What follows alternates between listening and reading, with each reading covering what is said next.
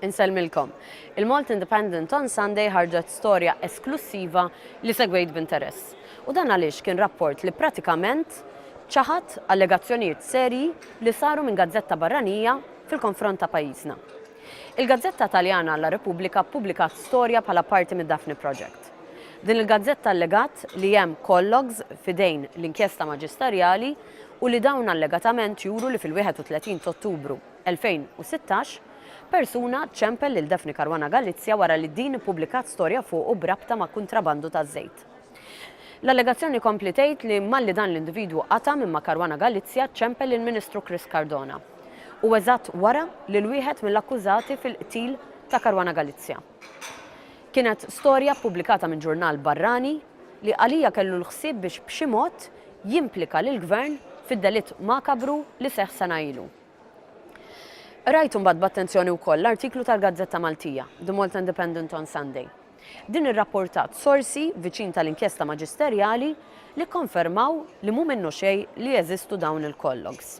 Anzi, skont The Malt Independent on Sunday li saħansitra ppubblikat dettalji preċiżi anki dwar il-ħin u t-tul ta' ċertu telefonati, il-kollogs tal-inkjesta maġisterjali juru li kienet Caruana Galizia li ċemplet lill-individwu implikat fil-kutrabandu taż-żejt u mhux bil-kontra.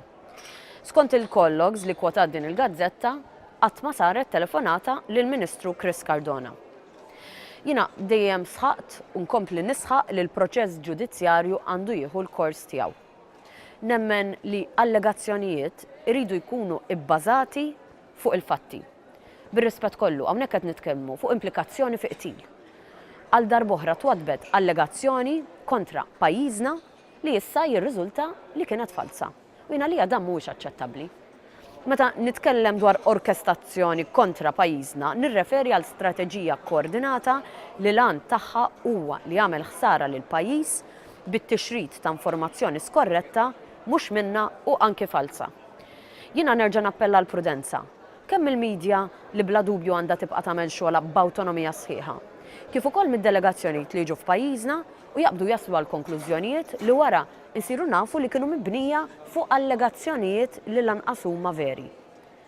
Pajjiżna diġà għadda mill-esperjenza ta' lill-Gvern fejn kien hawn min iffabbrika dokumenti u iffalsifika firem biex jimplika li l-Prim Ministru Martu għandhom kumpanija fil-Panama u li qed jgħaddu l-miljuni minnha. Issa ikolli nistaqsi, dawn huma l-istrateġiji ta' min suppost irid il-ġid lil pajjiżna?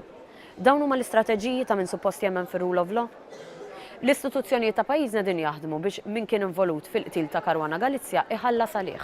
U hekk għandu jkun. Il-verità għandha toħroġ mill-investigazzjonijiet ta' maġistrati li qed jagħmlu xogħolhom kif dejjem għamlu. U hekk biss tista' ssir il-ġustizzja. Allum inselmilkom.